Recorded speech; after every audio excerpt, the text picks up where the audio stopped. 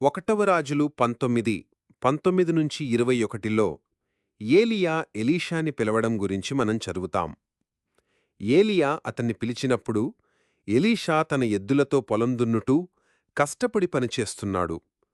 ఇక్కడ మనం మొదట గమనించాల్సింది ఏంటంటే, ఈ లోకంలో తమ పనుము కష్టపడి నమ్మకంగా చేసేవాళ్లనే దేవుడు పిలుస్తున్నాడు.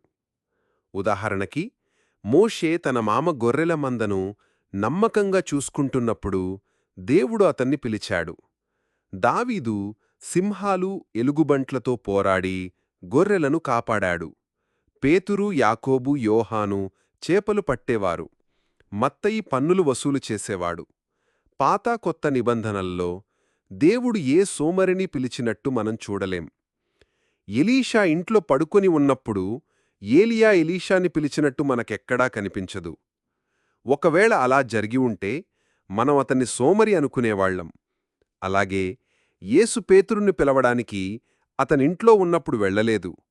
పేతురు చేపలు పడుతున్నప్పుడే అతన్ని పిలిచాడు. ఈ ఉదాహరణలన్నీ చూస్తుంటే దేవుడు తన సేవకు పిలవకముందు మనం ఈ లోక పనుల్లో నమ్మకంగా ఉండాలని కోరుకుంటున్నాడని అర్థమవుతోంది. ఈ లోక విషయాల్లో నువ్వు నమ్మకంగా ఉండలేకపోతే దైవ సంబంధమైన విషయాల్లో ఎలా ఉంటావు?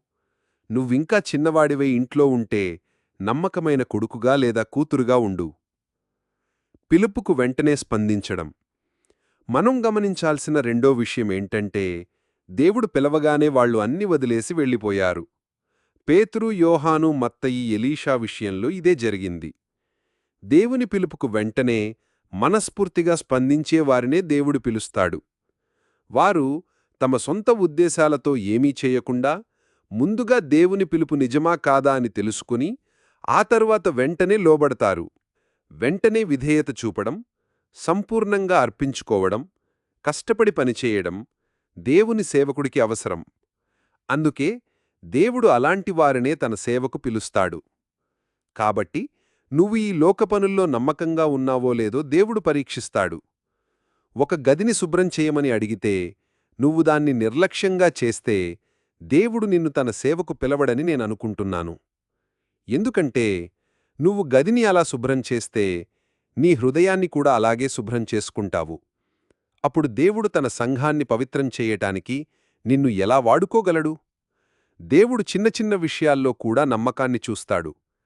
ఈ సందేశం మీ హృదయాన్ని తాకినట్లయితే ఈ సందేశాన్ని లైక్ చేయండి మరియు ఇతరులకు ఈ వీడియోని షేర్ చేయండి.